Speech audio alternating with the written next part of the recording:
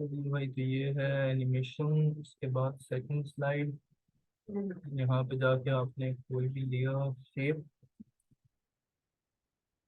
Shape लेने के बाद अगर आपने इसका एनिमेशन देनी है तो आपने क्लिक करा, एनिमेट पे गए, वाइट ये ग्रीन है। ऐड एनिमेशन पे गए तो आप इसके बाद एनिमेशन भी ऐड भी कर सकते हो, अगर आप F5 दबाते हो। ठीक है, ऑन क्लिक कर सकते हो, प्रीवियस भी कर सकते हो। यस स्टूडेंट, आप तो प्रीवियस भी कर सकते हो, डायरेक्शन इसको बढ़ा सकते हो। और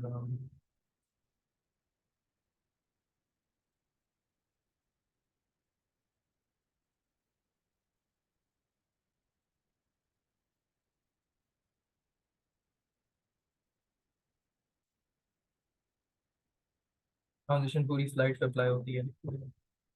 ठीक है, खत्म।